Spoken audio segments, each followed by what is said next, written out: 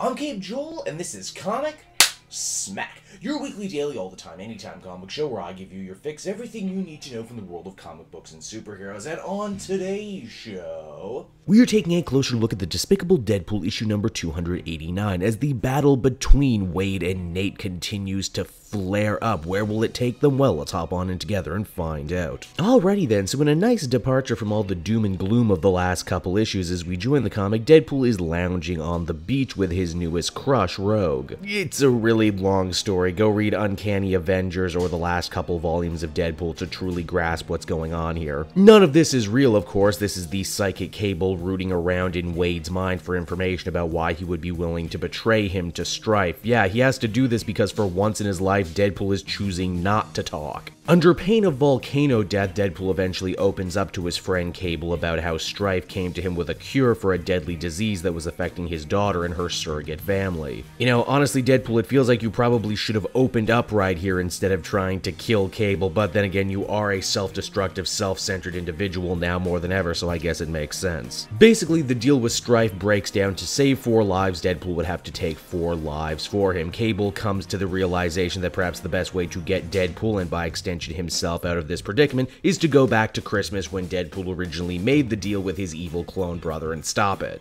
This leads to one hell of a Wild West standoff between these 90s creations, no one exactly trusting the other. Deadpool says that he had always planned to betray Strife at some point, but he couldn't take the life of his daughter too lightly, and as such he was more than willing to go along with the plan. Strife is a smart man too and prepared for any eventuality, including this one, which is why he uses his powers to tear open a portal in time and release a bunch of dinosaurs into downtown New York. I feel like I should make a The Lost World Jurassic Park joke right about here, but I'm not exactly sure how it would go. Cable, after a lifetime of fighting his evil clone brother, and because he's more or less the main character of this story at this point, as a countermeasure, he creates a brand new neurotoxin. One that specifically targets dinosaur DNA. Geez, here's hoping that disease doesn't morph and change and affect birds or anything. That could be really bad. Not wanting to be outmatched, Strife opens up another portal and this time releases a bunch of hungry vampires. The vampires end up biting the dinosaurs and Deadpool, which means we are officially stuck with time-traveling vampire dinosaurs. And why yes, when I just said that right now, I'm at work. This is me working right now. I pay my rent with this kind of stuff. And when tax time rolls around, I'm sure to put time-traveling dinosaur vampires on all my forms. The fight eventually grows so huge and so out of control, the government has to get involved. They don't want to leave this one up to the Avengers to solve. They think it would just be a lot better to drop an A-bomb on the whole thing and wash their hands of it. Well, you might be thinking, if you're like me reading this story, how are they possibly going to get out of this one while still continuing to move the story forward?